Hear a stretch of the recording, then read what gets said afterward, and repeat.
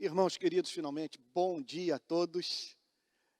O texto para o qual eu gostaria de chamar a atenção da igreja nessa manhã é o que se encontra no Evangelho de Mateus, capítulo 18. Mateus, capítulo 18, verso 21.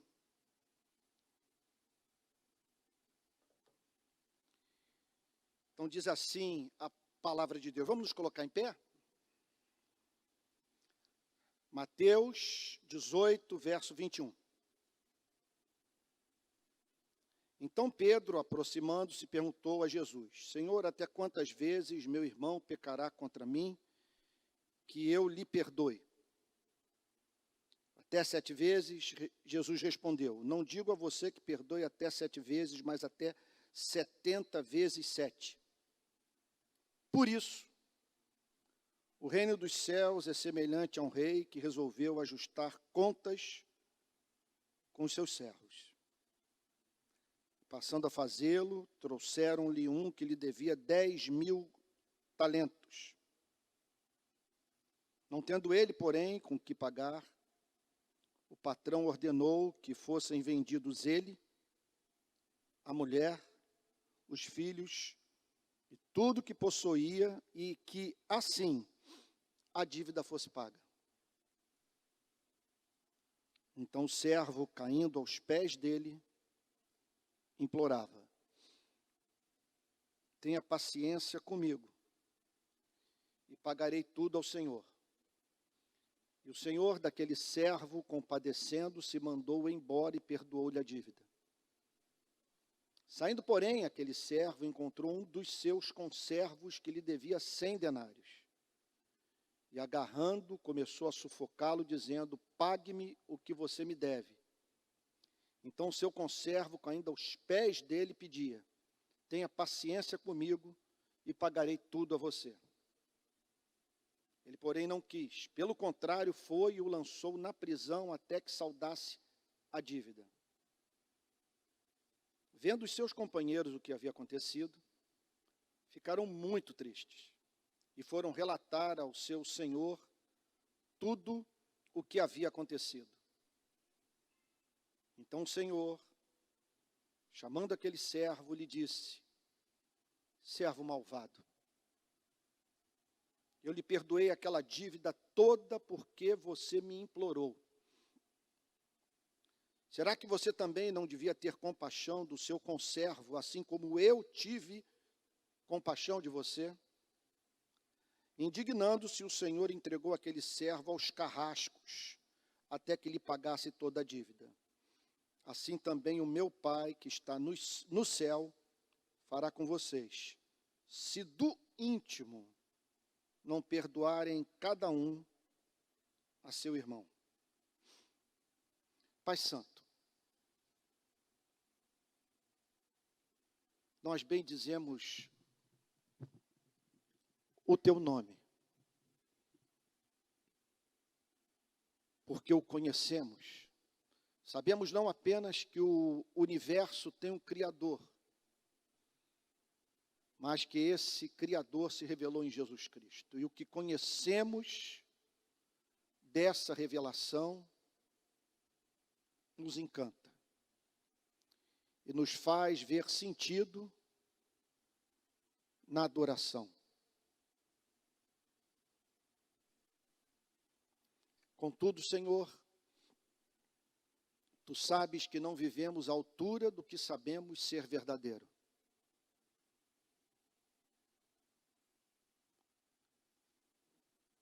Há em nossas vidas o que é incompatível com o verdadeiro conhecimento da verdade. Por isso nós pedimos perdão ao Senhor nosso Deus. E que o Senhor nos conceda a graça para nos arrependermos do nosso arrependimento.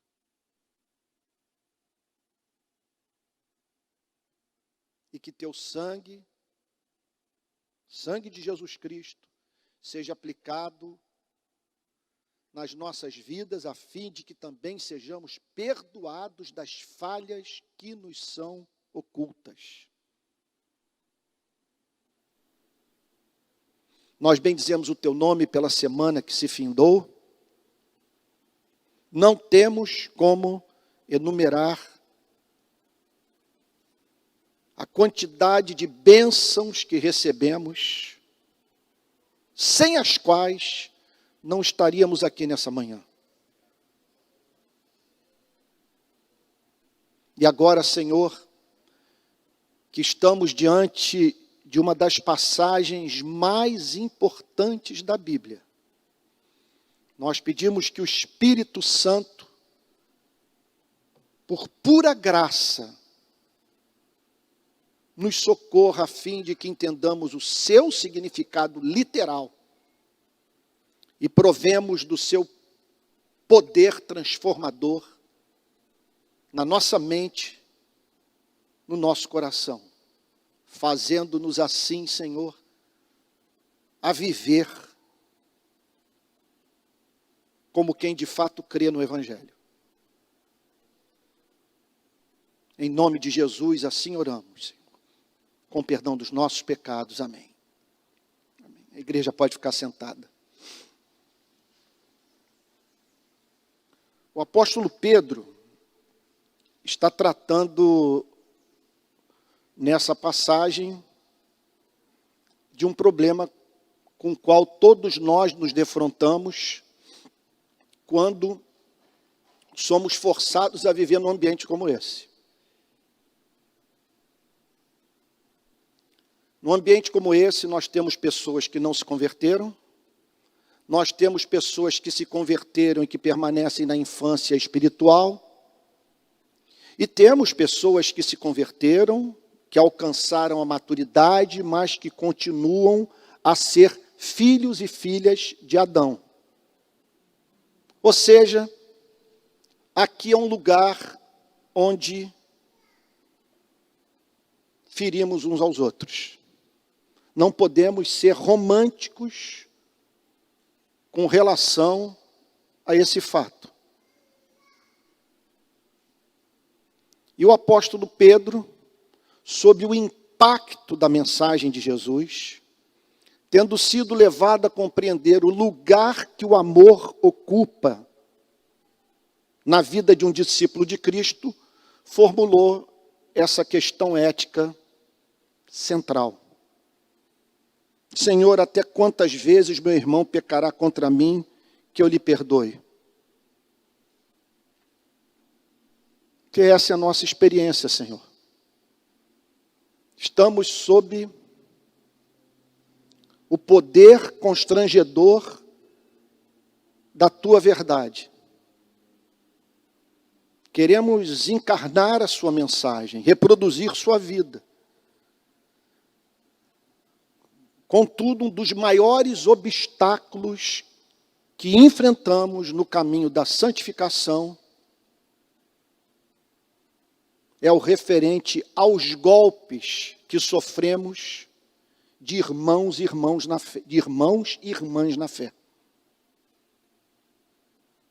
Senhor, como lidar com isso? Com gente que atentou contra o nosso nome, a nossa honra, a nossa reputação.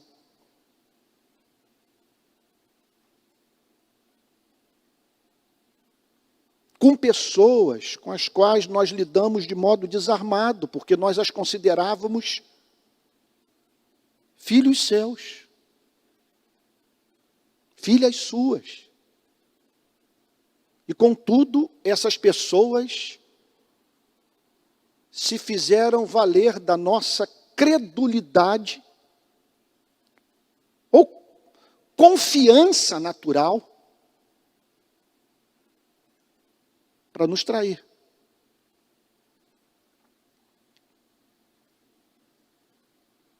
Há um limite para o perdão. A partir de que ponto nós devemos fazer com que uma pessoa morra na nossa vida?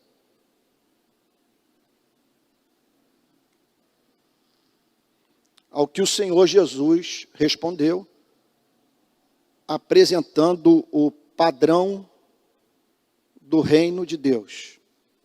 Não digo que você perdoe até 7 vezes, mas até 70 vezes 7. Mais importante do que nós usarmos uma calculadora, a fim de mensurarmos a quantidade de perdão que nós devemos oferecer a quem nos ofendeu, é nós entendermos que o Senhor Jesus está simplesmente dizendo que o perdão cristão não deve ter limite. E que quantas vezes uma pessoa nos procurar, arrependida, confessando a ofensa praticada contra nós, nós devemos permitir que ela renasça nas nossas vidas. Bom, fica uma pergunta. Por que tem que ser assim? O que Jesus faz nessa parábola é apresentar o fundamento teológico do perdão. Por que nós devemos perdoar? Os motivos são apresentados de modo iniludível.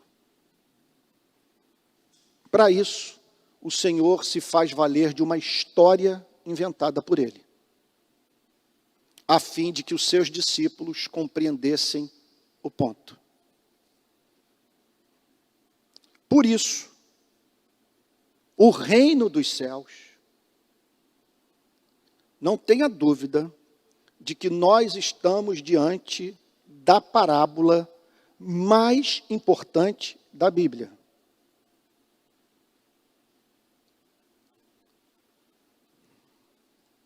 Pode ser, e certamente há, parábolas que se equivalem a essa em termos de importância, mas eu não conheço uma parábola que sobrepuje a essa do ponto de vista da compreensão do Evangelho. O que é o Evangelho?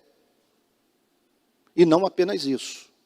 Quais são as implicações morais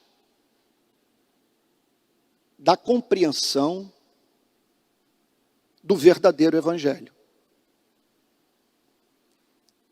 Eu diria o seguinte: se você compreender essa parábola, você terá compreendido o cristianismo inteiro, do ponto de vista da sua mensagem central, que é chamada de Evangelho. O reino dos céus é semelhante a um rei que resolveu ajustar contas com seus servos.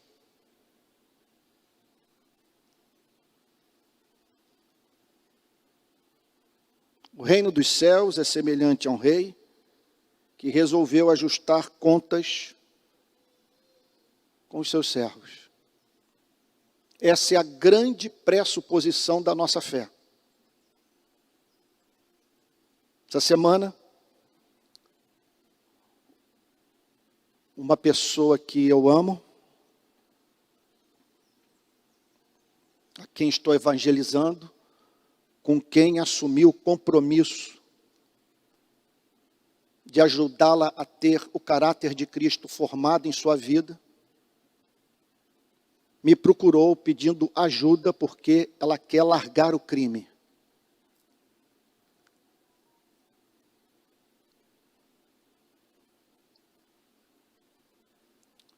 Num ponto da nossa conversa, eu me virei para ela e disse o seguinte: é muito importante que você saiba com quem você está lidando e em quem você está confiando tanto. Você está diante de um homem que crê no juízo final. Todos os seres humanos terão um dia que prestar contas diante de Deus pelas suas ofensas. Você terá que comparecer diante do tribunal de um justo juiz, e você não queira chegar em sua presença naquele dia, sem contar com o socorro desse advogado que é chamado de Jesus Cristo. O que o Senhor Jesus está dizendo é que o Rei do Universo chama os seres humanos para prestarem contas das suas ações. Pergunto a vocês, isso é razoável?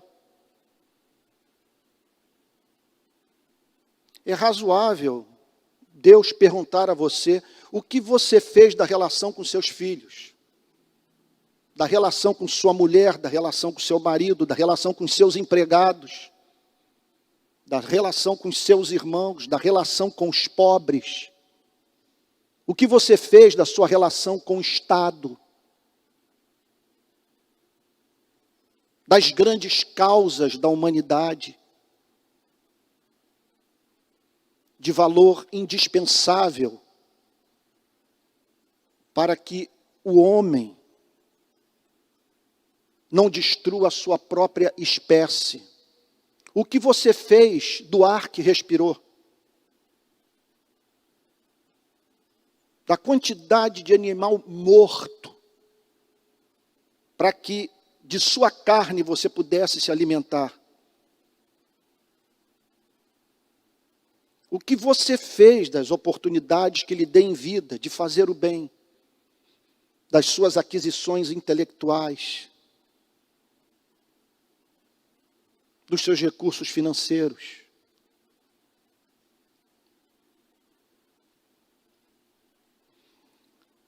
É razoável ele perguntar o que você tem a dizer sobre essas pessoas que estão gemendo em razão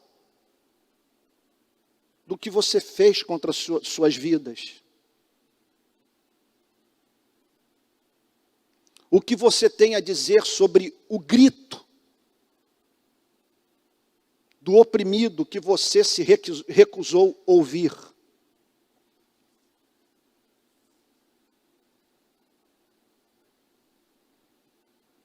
É razoável Jesus dizer que um dia Deus vai perguntar a você e a mim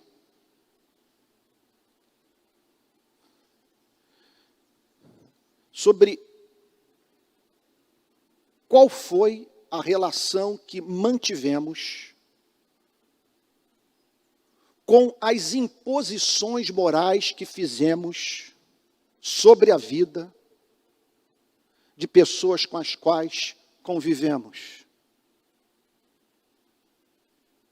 É razoável Deus indagar o que você tem a dizer sobre a forma como viveu à luz do que você passou a vida inteira exigindo do próximo.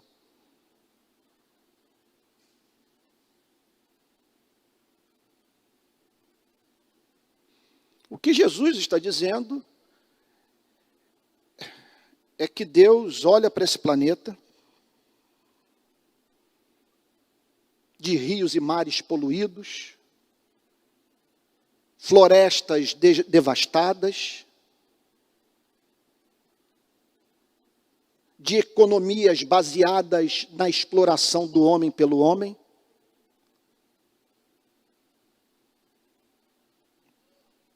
de violações de direito, de mentira, de hipocrisia, de traição.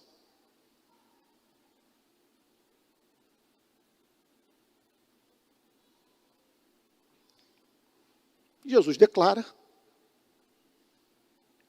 é que não há a mínima chance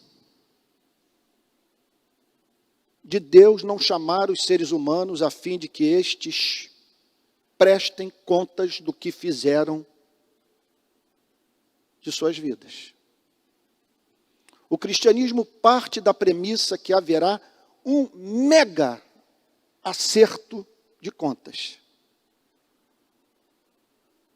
Bom, negar isso significa você dizer que Martin Luther King, Francisco de Assis,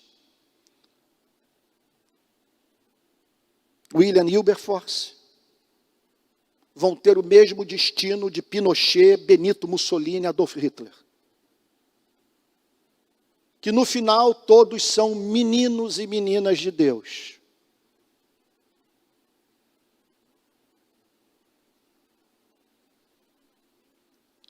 E que simplesmente vivemos num universo no qual não há sentido você ser justo e injusto, porque no final dessa carnificina, Deus olhará para todos e a eles dará o mesmíssimo tratamento.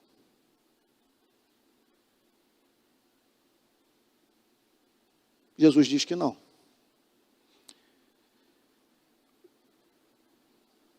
O reino dos céus é semelhante. Vocês querem entender o reino dos céus?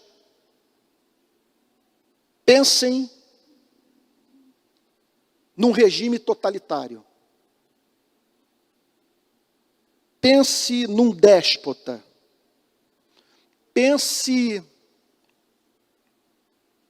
numa ditadura, de que natureza for. Pense em alguém possuidor de poder absoluto. E que chama os seus servos, porque ele incorpora o poder executivo, legislativo e judiciário, sem intermediários, sem advogados, ele chama todos para prestar conta das suas ações. Não estou chamando Deus de déspota. O que eu estou dizendo é que esse rei aqui, do ponto de vista de um aspecto da sua vida, nos ajuda a conhecer a autoridade soberana do Deus que Jesus Cristo revelou. O reino dos céus é semelhante a um rei que resolveu ajustar contas com os seus servos. E passando a fazê-lo, ele começa a chamar servo por servo, a fim de que todos prestem contas do que fizeram com os recursos do rei. Ninguém é dono de nada, são todos administradores dos bens desse grande rei. E passando a fazê-lo, trouxeram-lhe um que lhe devia 10.000 talentos. Você pense na experiência desse homem.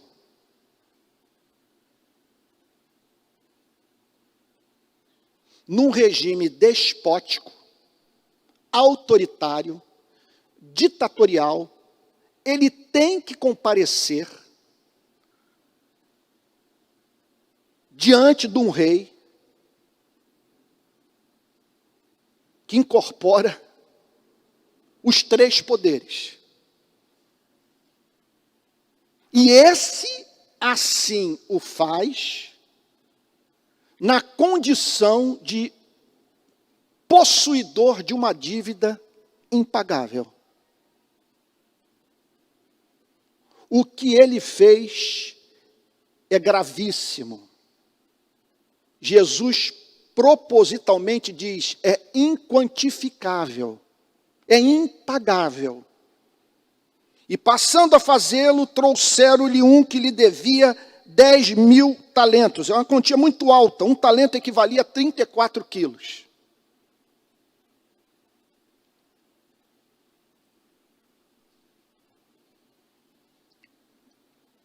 Não tendo ele, porém, com que pagar, seu segundo fato referente à vida desse servo. Primeiro, uma dívida monumental. Segundo, uma dívida impagável. Não tinha com que pagar. Então, o patrão, o rei, prescreveu a seguinte sentença: que ele, a mulher, os seus filhos e tudo o que possuía fossem vendidos a fim de que a dívida fosse paga. Que significava o seguinte: viver uma vida abjeta, uma vida carente de significado. Sua mulher e filhos, aos seus olhos, ou diante dos seus olhos, sendo tornados propriedades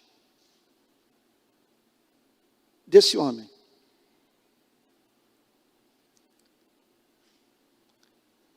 E você, tomando o mesmo destino. Ele olha para a sentença, a privação de liberdade, de autonomia, dentro daquele limitado espaço de liberdade de que dispunha, e chega à seguinte conclusão: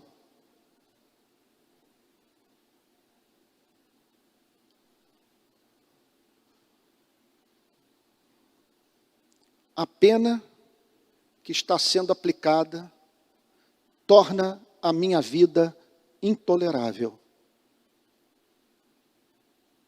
Aí ele pensa nas consequências dos seus desatinos para a sua vida e para a vida da sua família. E diz o Senhor Jesus que ele cai de joelhos, verso 26, se põe aos pés do rei e implora: tenha paciência comigo.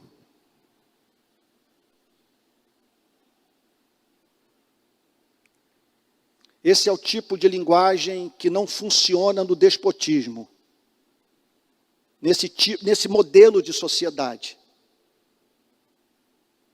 O rei não tem que necessariamente se sujeitar a essa súplica. Tenha paciência comigo, longanimidade. Conceda-me uma nova oportunidade. Porque se o Senhor me der chance, não prescrever sentença tão severa como essa, eu pagarei tudo ao Senhor. Impossível. Mas foi a súplica que ele fez. Jesus descreve esse rei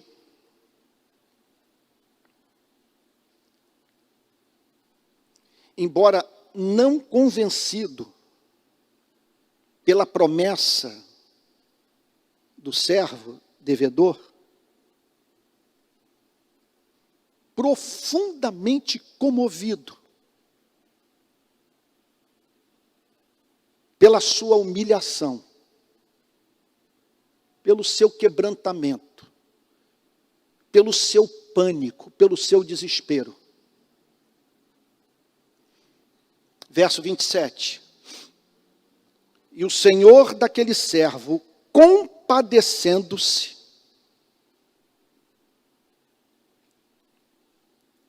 mais uma analogia que é estabelecida entre esse rei fictício e o Deus real. O que Jesus está dizendo é que o Deus que existe, o mesmo que chama a humanidade a prestar contas de suas ações, é doce, é amoroso.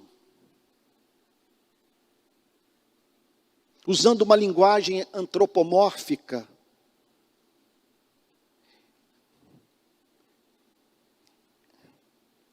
ele não dá conta de uma confissão como essa. Ele é movido às lágrimas de compaixão quando vê um ser humano contrito, realmente desejoso de voltar do passado e, se possível fosse, reescrever a sua história. A nota, aqui entra a palavra evangelho, a nota que está sendo emitida por Jesus Cristo para a humanidade é justamente essa: o Rei do Universo é bom.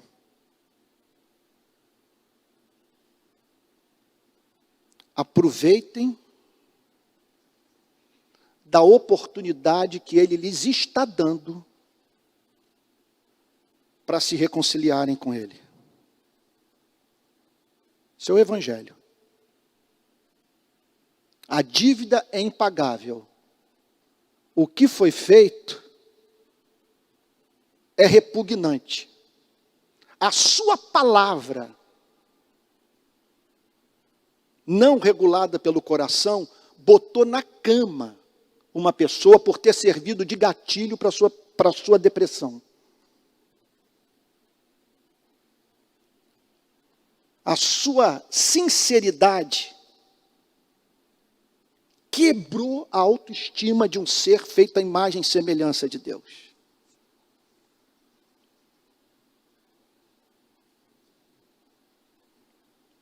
Você explorou pessoas. Você tratou com indiferença a agonia humana. Você menosprezou o Criador. E agora o Criador o encontra de joelhos, prostrado, apavorado com a sentença. Cônscio da sua dívida. E implorando por misericórdia. E o que Jesus tem a dizer? Deus não resiste a esta confissão. É impossível uma pessoa se dirigir a Deus nesses termos e não ser perdoada por Ele. Isso é evangelho.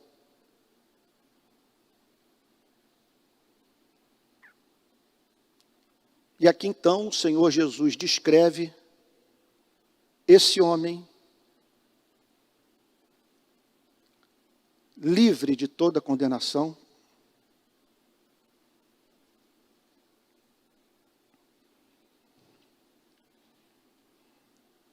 voltando para casa, encontrando sua mulher e filhos, apresentando-lhes o surpreendente relato de que a dívida inteira havia sido perdoada. E que os filhos poderiam viver como seres humanos livres.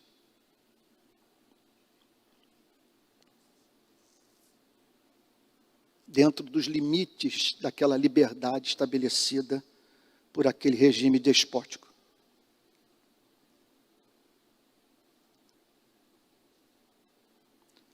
Agora acontece o inimaginável nessa história.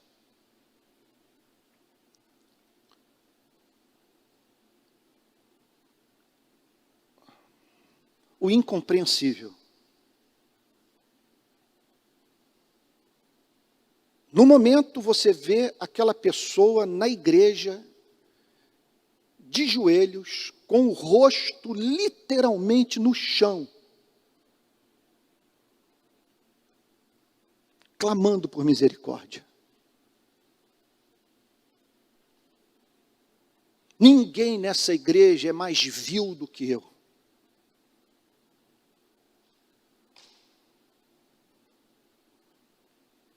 Contudo, os meus pecados foram perdoados.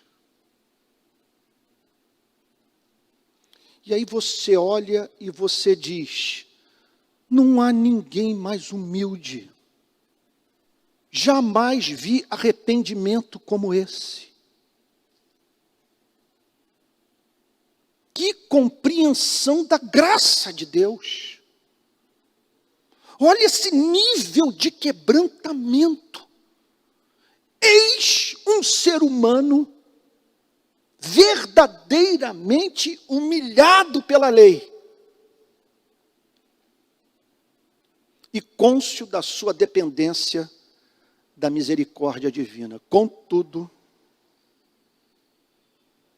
no minuto seguinte, você se depara com o impensável.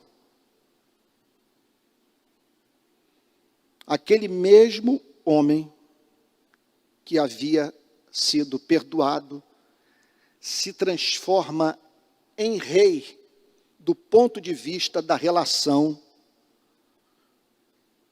com uma outra pessoa que lhe devia uma quantia em dinheiro.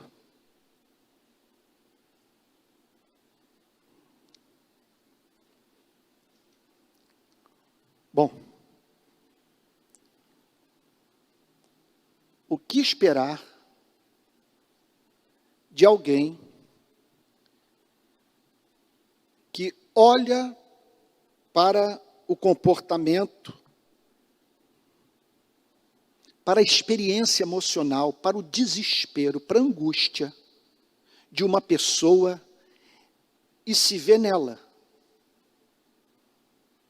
podendo assim ser levado a dizer: eu conheço esse lugar porque um dia eu estive aí. Contudo, o surpreendente ocorre. Essa pessoa é descrita pelo Senhor Jesus como desconectada da realidade. Ela se esquece do seu passado, do que fez, de quem era, do que foi feito por ela.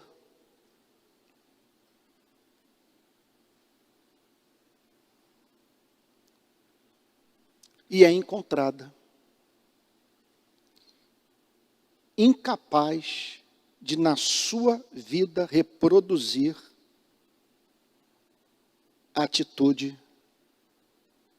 magnânima, misericordiosa, compassiva do rei que a perdoou. Saindo, porém, aquele servo, encontrou um dos seus conservos que lhe devia 100 denários. Um denário correspondia ao pagamento por um dia de trabalho.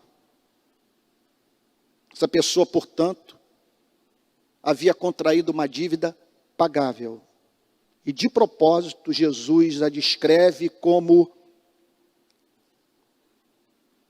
infinitamente menor do que a dívida desse homem que em algumas Bíblias é chamado de credor incompassivo. Saindo, porém, aquele servo encontrou um dos seus conservos que lhe devia 100 denários. Essa é a história da sua e da minha vida. Não sei se você conhece algum relacionamento no qual, em algum ponto da relação, para manter a amizade, foi necessário que você perdoasse aquele que lhe ofendeu. Não imagino o casamento capaz de funcionar numa outra base. Sem perdão, nós não temos igreja, nós não temos família, não temos sociedade, nós não conseguimos nos relacionar com ninguém, nem conosco mesmo.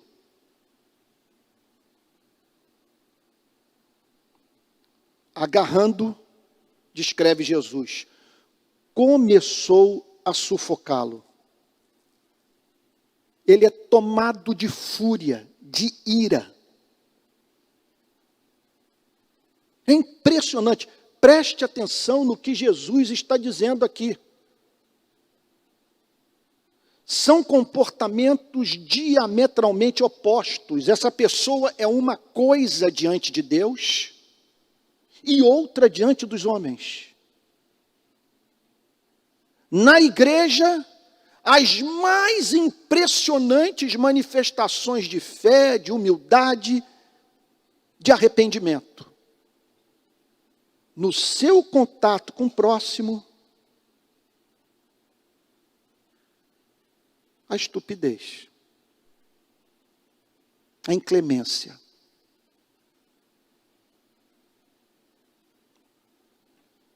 a falta de compaixão.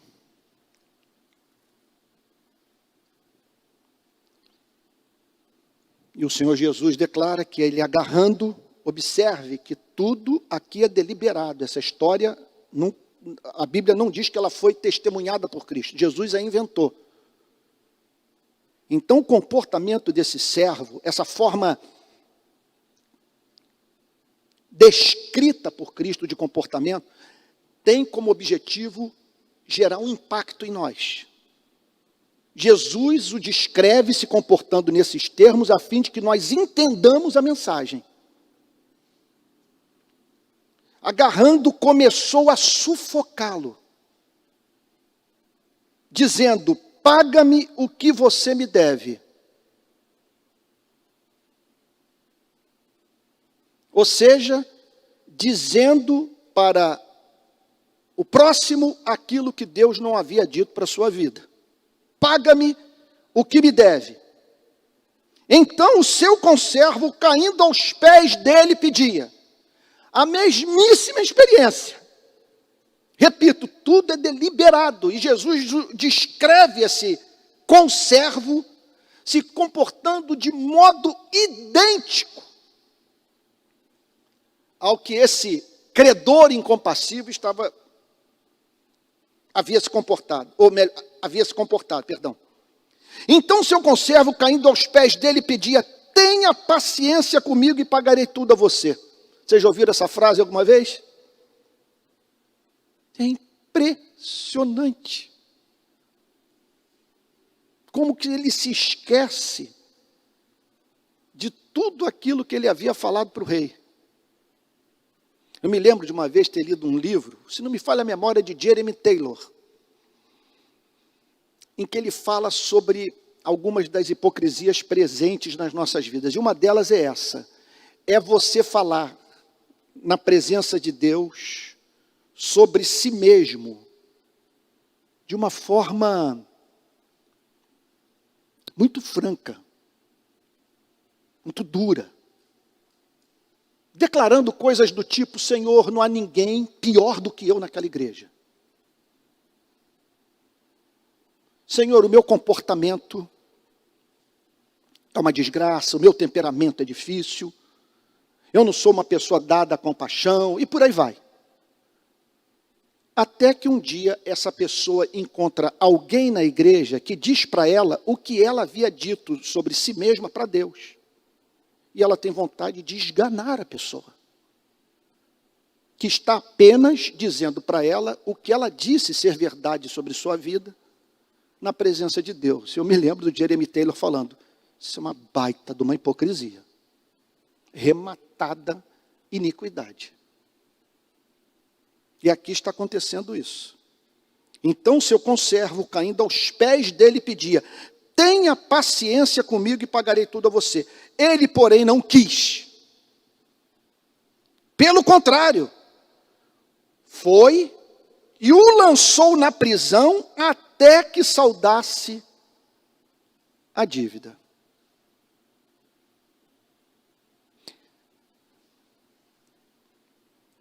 Eu já disse isso para vocês, e a frase não é minha.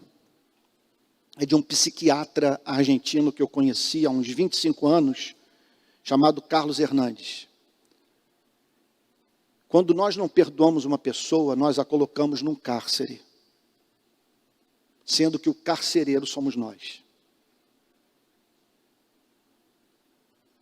Ela está num cárcere.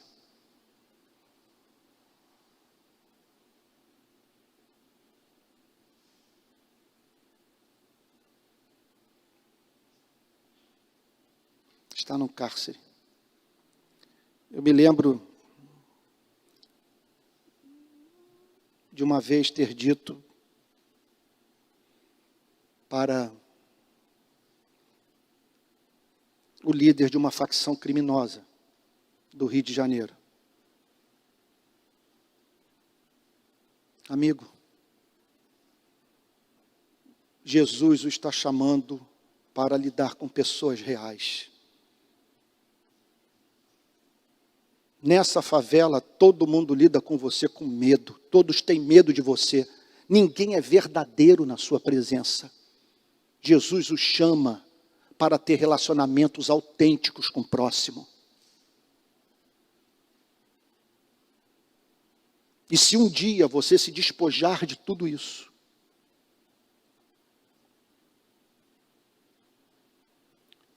e se relacionar com as pessoas sem representar uma ameaça às suas vidas, você conhecerá o verdadeiro amor. Olha a diferença entre você e Jesus, que nunca pegou em arma. E contudo, há 2000 anos, tem seguidores no planeta inteiro, dispostos a dar sua vida por ele. Ele o lançou na prisão.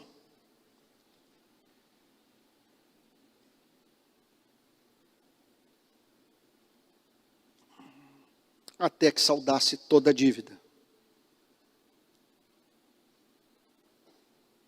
É aquela espécie de perdão que muitas vezes ocorre no casamento, em que a parte ofendida se transforma num tirano, usando da lembrança da antiga transgressão para tornar a vida daquele que foi supostamente perdoado um inferno. Entenda uma coisa, é o que esse homem disse para o seu conservo: esqueça a ideia de você voltar a se relacionar comigo enquanto não pagar tudo. Sua confissão não é suficiente. Você tem que saldar essa dívida.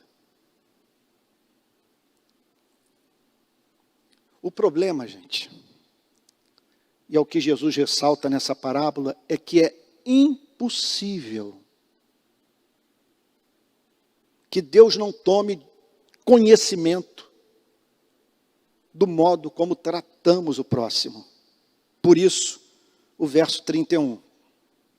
Vendo os seus companheiros o que havia acontecido, aqui não vamos perder tempo procurando saber a identidade desses companheiros. O objetivo da parábola não é esse. O objetivo da parábola é enfatizar o fato de que o que houve chegou ao conhecimento do rei. Vendo os seus companheiros o que havia acontecido, ficaram muito tristes e foram relatar ao seu senhor tudo o que havia acontecido. O rei tomou conhecimento de tudo. De um lado, a imagem daquele homem curvado aos seus pés, implorando por clemência. Do outro lado, a imagem vívida, passada pelas testemunhas, que mostravam um homem completamente diferente daquele que um dia se viu em desespero, clamando por perdão.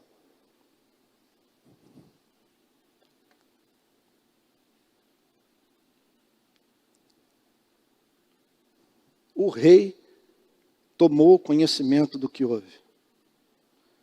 Observe que o Senhor Jesus está dizendo nessa parábola é que o tratamento que Deus dá aos seres humanos é absolutamente racional.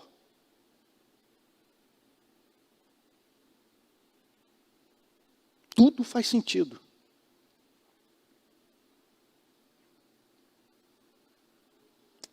Então, verso 32.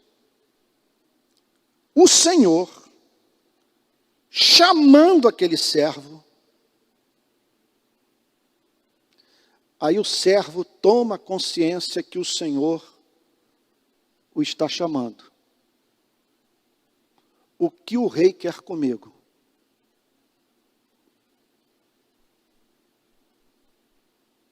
Não é possível que ele venha novamente a cobrar a dívida, porque ele já a declarou perdoada. Será que em razão da atitude que eu tive, ele não está me chamando para alguma coisa mais relevante, mais séria, mais importante no seu reino? Eu abro um parênteses aqui para lhes dizer o seguinte: em quase 40 anos de relacionamento com os evangélicos, uma das coisas mais impressionantes é a desconexão que as pessoas revelam entre o que esperam receber da parte de Deus e a forma como tratam o seu semelhante. É algo assustador. Então o Senhor, chamando aquele servo, lhe disse: servo malvado.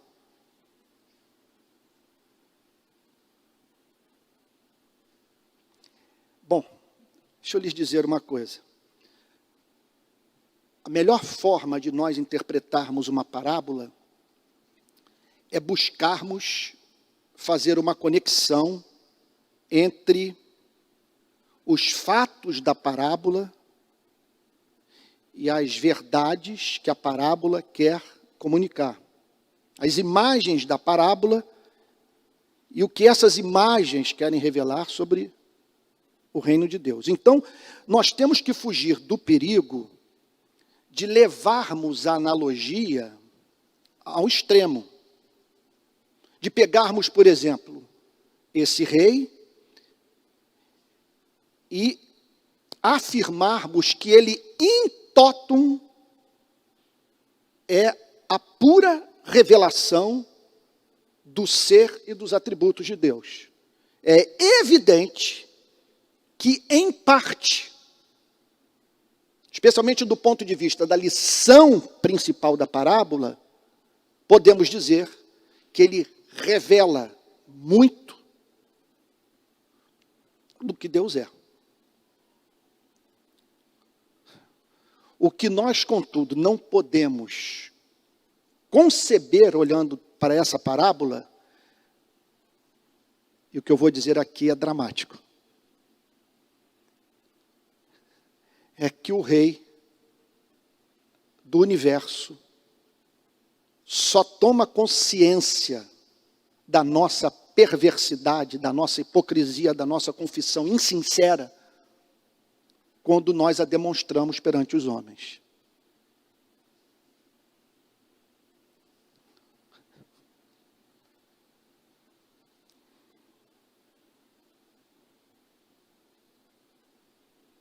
Irmãos, Salmo 139. Senhor, tu me sondas e me conheces. Sabes quando assento e quando me levanto. De longe penetras os meus pensamentos. Ainda a palavra não me chegou à língua, e tu, Senhor, já conheces toda. O rei dessa parábola podia ser enganado. O rei do universo, jamais. Por isso é importante, nesse ponto da parábola, que entendamos que em nenhum momento o Senhor Jesus está falando de uma pessoa que passou por uma verdadeira conversão e que perdeu a sua salvação. Quando o rei declara servo malvado,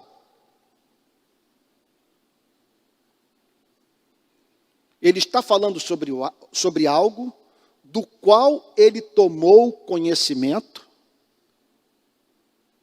apenas a posteriori, porque no momento da confissão, ele não era capaz de fazer uma leitura das motivações daquele servo que havia contraído uma dívida impagável. Mas aqui está a sentença: servo malvado. Bom, irmãos queridos, vamos tentar entender o ponto. Eu espero não estar cansando vocês. Vocês sabem que nós estamos na época do TikTok. Comunicação TikTok, eu tenho pensado muito sobre a comunicação TikTok, mas eu continuo convencido que sem esse tipo de exame da palavra que nós estamos fazendo nessa manhã, não tem igreja. Isso aqui não pode virar um fast food. Só teremos uma igreja que alcance a maturidade cristã quando essa igreja, com amor pela palavra, se submeter a um sermão longo como esse. E no qual a igreja, juntamente com o seu pastor, busca entender o significado do texto. E extraindo dele o que enxuga as lágrimas e extraindo dele o que golpeia. Bom.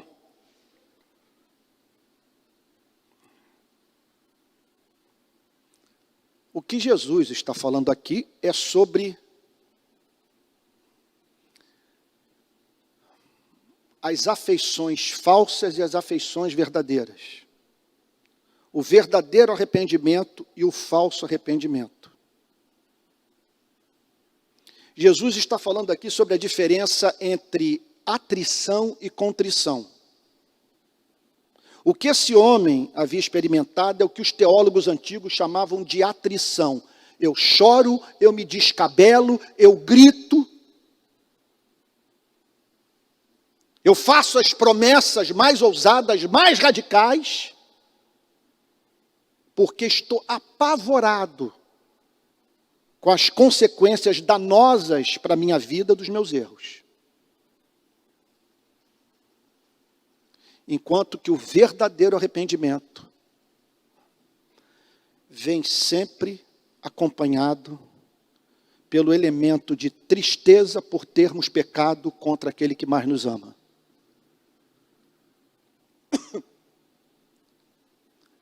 Eu pergunto a você, você teme a sua mãe? Você teme, se você não tem mais mãe, você temia quando ela estava viva, que em razão de algum erro, ela matasse você?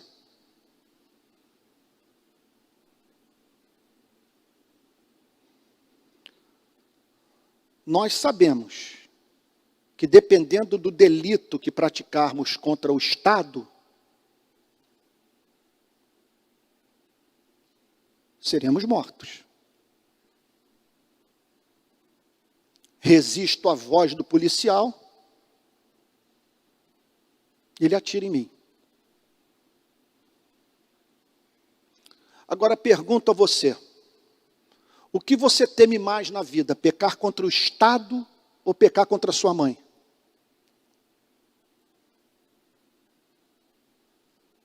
O que é a conversão? É a dor do coração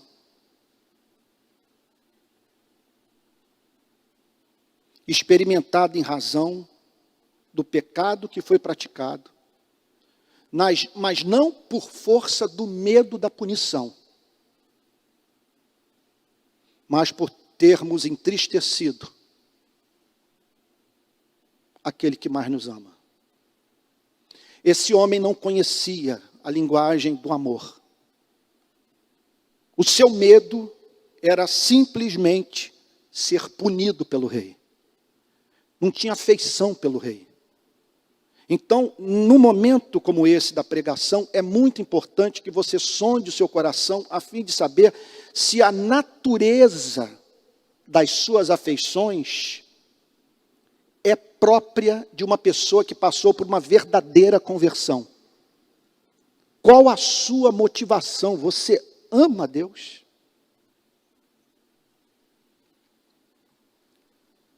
Servo malvado, eu lhe perdoei aquela dívida toda porque você me implorou.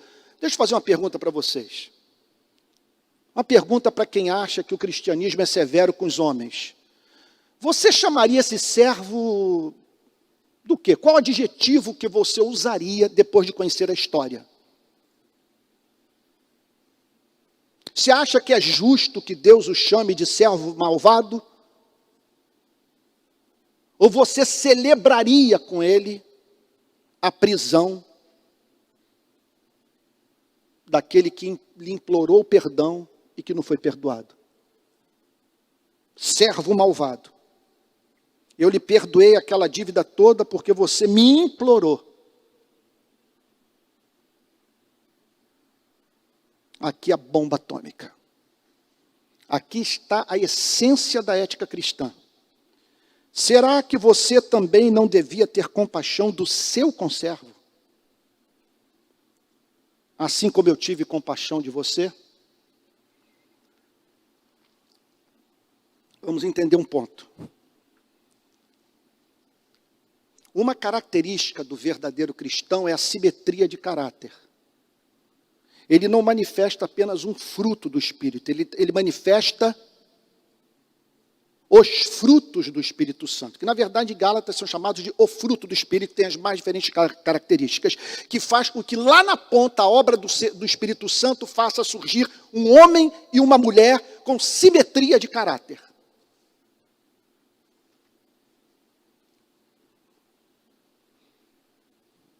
Agora acontece, como nos lembra Jonathan Edwards, que há algumas virtudes que têm que necessariamente estar presentes nas nossas vidas em razão da espécie de encontro com Cristo que nós tivemos. Vocês estão entendendo o ponto? O que Jesus está dizendo é o seguinte, que é da natureza da verdadeira conversão o convertido reproduzir nos seus relacionamentos interpessoais o tratamento que recebeu da parte de Deus. Nesse sentido, nos lembra Jonathan Edwards, algumas virtudes são cardeais. Nós poderíamos chamá-las de virtudes evangélicas, não são virtudes naturais. São virtudes que só nascem em razão do encontro libertador verdadeiro, vivo com Jesus Cristo. Por exemplo, a misericórdia. É filho de Satanás quem não se compadece do que sofre. Porque o seu encontro com Cristo foi um encontro com Cristo que se compadeceu de você. E que o tratou com misericórdia. Como que você não vai ser misericordioso? E o que falar daquele que diz que é pavio curto e que fala o que pensa? E que usa da sua sinceridade para quebrar todo mundo? Eu pergunto a você, Cristo foi impaciente com sua vida? Você conheceu um Jesus pavio curto? E o que falar desse elemento de graça? E o que falar dessa parábola? Quem implorou por esse perdão pode ser encontrado lá na frente esganando pessoas. Então nós aqui estamos diante da teologia da salvação e da teologia da ética cristã. O que o texto está dizendo é que o que foi objeto do amor de Deus, do amor perdoador de Deus, inevitavelmente reproduz na sua vida o tratamento misericordioso recebido da parte de Deus. E quem não manifesta isso, veja, não está negando o perdão recebido. O que essa pessoa está revelando é que ela nunca entendeu o Evangelho. Nós estamos aqui diante, entenda um ponto, essa história, do ponto de vista da relação de súditos com o rei, ela é factível.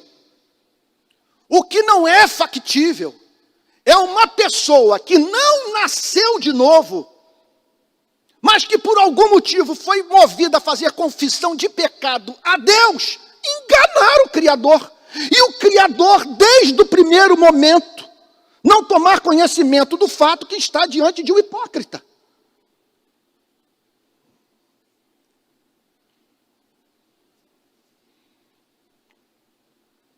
Isso tem que ser ensinado, irmãos. Ano que vem eu deixo de ser pastor dessa igreja. Seria lamentável que chegasse aos meus ouvidos que nós nos esquecemos dessas verdades todas. E que isso aqui virou uma verdadeira carnificina que ninguém se entende. Ninguém consegue falar com graça. E que nós somos uma coisa no momento de oração e outra quando nos relacionamos com os nossos irmãos na fé. Isso aqui tem que virar um lugar insuportável para o estúpido, para o grosseiro, para o mal educado, para o disseminador de ressentimento, de amargura. Essa pessoa ela tem que, no convívio conosco, ela tem que chegar ao ponto de dizer: ninguém me ouve. Porque ninguém está disposto a dar guarida para aquele que não consegue, num almoço, num jantar, no final de semana, no convívio com os seus supostos irmãos na fé, deixar de falar mal de alguém.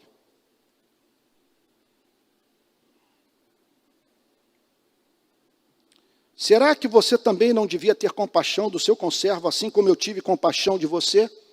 O que o texto está dizendo é o seguinte: as nossas orações estabelecem uma obrigação moral. Você vem, toma a ceia e declara que Jesus Cristo salvou pelo seu sangue. Isso representa um compromisso moral. Se você está dizendo que foi perdoado, não resta saída. Se não reproduzir, repito, o mesmo comportamento que Deus teve na sua relação com você. Os 2 últimos versos é que eu termino para nós orarmos. Indignando-se. Aí eu pergunto a vocês, eu posso atribuir essa indignação a Deus?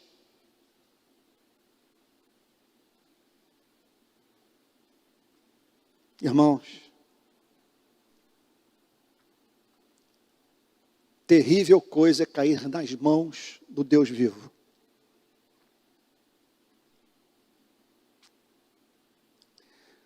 Se não há essa indignação, Deus não é santo. Se Deus não está indignado com o espírito farisaico, como podemos chamá-lo de santo?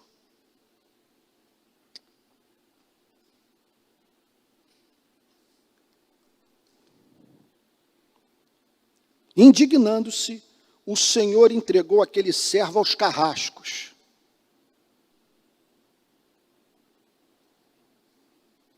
Não tem ninguém mais feliz do que aquele que conheceu o Evangelho à distância, do que o falso convertido, até que lhe pagasse toda a dívida. Assim também, aí agora aplicação prática. Assim também o meu Pai. Vamos tentar entender o ponto. O meu Pai, o que leva um ser tão doce a julgar um homem?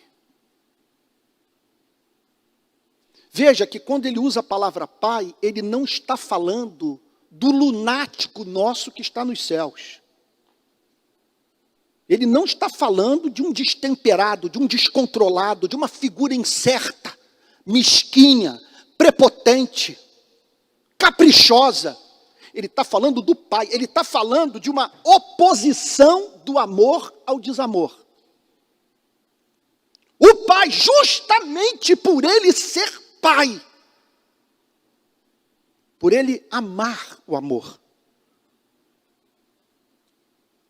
Assim também o meu Pai que está no céu fará com vocês,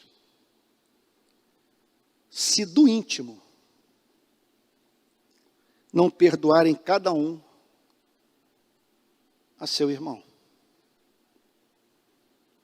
Aí a resposta foi dada ao apóstolo Pedro. Não apenas perdoar, mas perdoar do íntimo. Porque quem conhece o Evangelho é transformado de dentro para fora. A palavra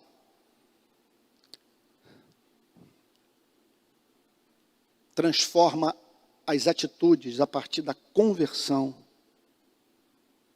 do coração.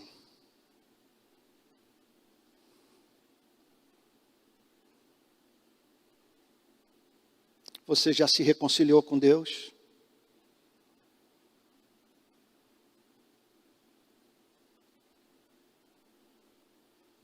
Você já se adiantou aquele dia, procurando resolver hoje esse conflito que há entre você e Deus, a fim de não ter que tratar dele no grande dia? Você conheceu o amor de Deus? Você pode dizer que este amor tem uma função reguladora nas suas atitudes, ele governa as suas afeições, a sua ética.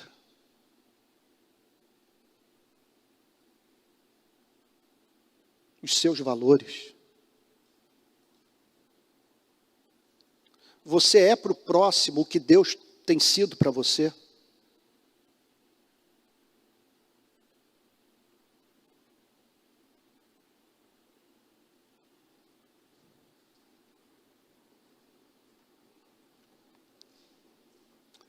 Uma coisa que, na provação que eu passei 2 semanas atrás, que me deixou muito triste, foi o fato de Deus ter precisado me dar um tratamento duro para que eu aprendesse certas verdades. Quando veio o resultado da possibilidade de câncer, e devido à minha irresponsabilidade de não fazer preventivo, há cerca de 10 anos, eu poderia estar aqui hoje para apresentar o testemunho de um homem com metástase. Eu recebi o resultado que apontava para a probabilidade concreta de câncer, isso dito por um dos melhores médicos da região metropolitana do Rio de Janeiro, num sábado. No domingo, dirigindo meu carro para Teresópolis, eu disse para Deus, eu não queria não estar passando por essa experiência, porque eu não quero voltar a ser quem eu fui antes. Até o minuto anterior ao diagnóstico que me foi apresentado pelo meu médico. Aí eu fiz de novo o exame de sangue, comprovou o PSA alto. Eu sou filho de um pai que teve câncer de próstata. 50% dos filhos de pais que tiveram câncer de próstata têm câncer de próstata. E aí então,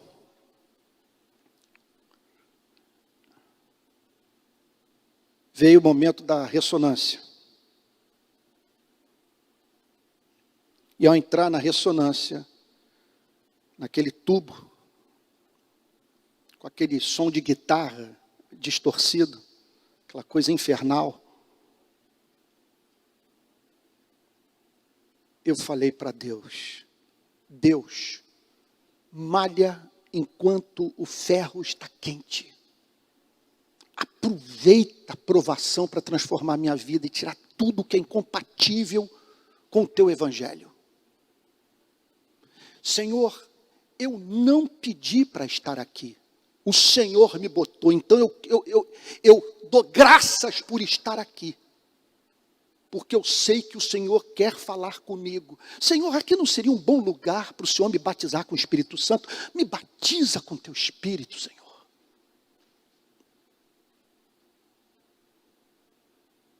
Foram 30 minutos que passaram como se fossem 5. Quando o rapaz me chamou para sair, eu falei, mas já terminou? Porque foi a comunhão mais deliciosa que eu tive com Deus durante esse ano inteiro. Ali, eu descobri que não sei o que me aguarda nessa vida, exceto o fato que Ele jamais vai me abandonar a mim, jamais vai abandonar a você.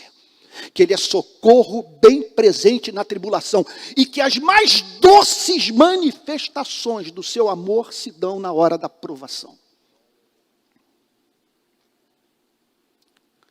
Irmãos, nessa manhã nós estamos diante da palavra pregada. Que ela transforme a nossa vida. Que não precisemos de carrascos.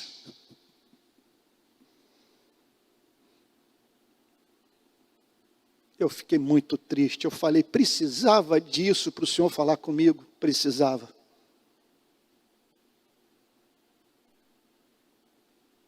Mas hoje Deus está nos dando a oportunidade de nós nos deixarmos transformar pelo Evangelho. E diante de uma mensagem que se me afigura, e acredito que a você também, como profundamente racional. O que você conseguiria tirar dessa parábola? A ponto de dizer, isso aqui é construção social da realidade. Isso não faz o mínimo sentido para o homem moderno. Pode não fazer o mínimo sentido para o homem moderno. Mas jamais deixará de fazer sentido para a mente regenerada. Porque tudo aqui é santo. Vamos ficar de pé, vamos orar? 1000 perdões pelo sermão tão longo. Durante a pandemia inteira, eu só deixei de pregar 4 vezes na igreja. Os 2 últimos cultos, que eu quis dar liberdade para o novo pastor, para ele pregar livremente, a igreja o conhecer melhor. No aniversário de casamento meu, né? Eu e a Adriane, e um outro domingo que eu não me lembro mais. Mas fiquei 2 domingos ausente e com muito desejo de pregar, de falar do amor de Deus para a nossa igreja. E nós vamos agora orar e pedir por aquela intervenção do Espírito Santo que faz com que a palavra que foi compreendida pela mente desça para o coração. Pai Santo, nós queremos te dizer que o texto que preservou a mensagem de Cristo é profundamente racional. É tudo muito claro. Temos que prestar contas a Ti. Que o Senhor é um Deus bom, compassivo, que perdoa pecados.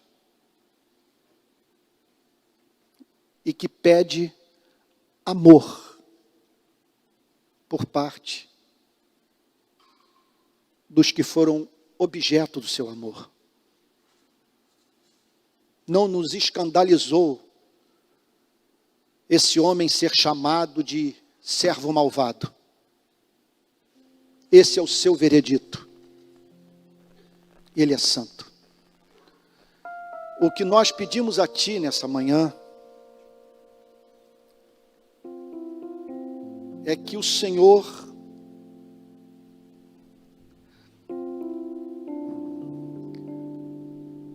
nos livre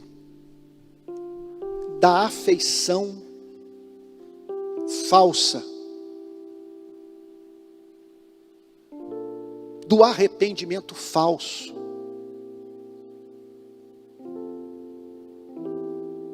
da fé falsa. Nós pedimos a Ti que do íntimo o procuremos em busca de graça, e do íntimo tratemos com graça aqueles que procuram encontrar graça na nossa vida. Que compreendamos o Evangelho e que o Evangelho nos torne amorosos, misericordiosos, compassivos, doces, tal como é o nosso Pai que está nos céus. Se há alguém aqui, nessa manhã, precisando de salvação, alguém que porventura esteja nos assistindo, em outros estados, em outros bairros, que não se encontra aqui entre nós, Senhor, se há alguém que ainda não nasceu de novo, que essa manhã seja manhã de regeneração, manhã de mudança de vida, de novo nascimento, Senhor. Ajuda-nos a compreender essa parábola. E que hoje possamos dizer, não tem como minha vida ser mais a mesma, depois de ter ouvido essa mensagem do meu Senhor. No nome de quem oramos, com perdão dos nossos pecados, amém.